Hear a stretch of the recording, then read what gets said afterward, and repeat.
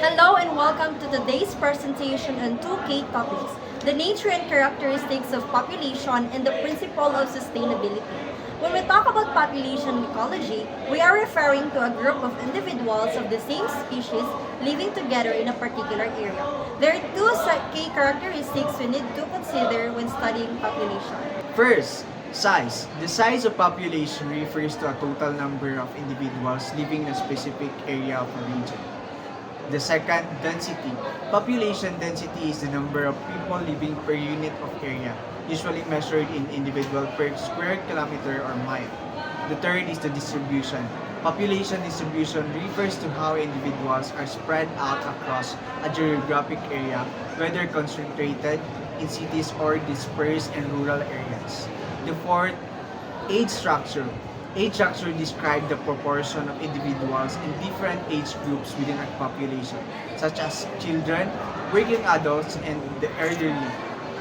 Fifth, birth and death rates. Birth and death rates indicate the number of live births and deaths occurring in a population per year.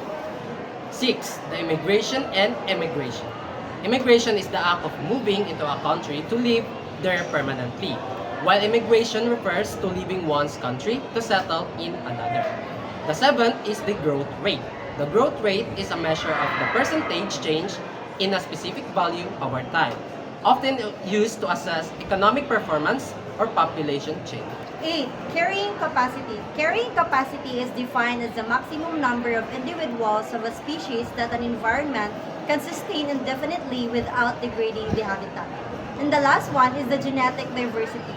Genetic diversity refers to the total number of genetic characteristics in the genetic makeup of species, which is essential for adaptability and resilience in changing environments.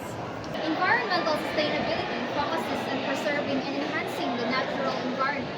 This principle emphasizes the responsible use of natural resources, reduction of waste and pollution, and production of biodiversity.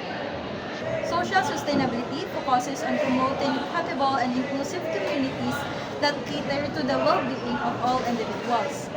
This principle underscores the importance of providing access to basic needs, education, healthcare, and opportunities for personal and professional growth. Economic sustainability revolves around cultivating a resilient and flourishing economy that serves both the present and future generations. This principle advocates for responsible resource management, sustainable business practices, and the promotion of circular economies.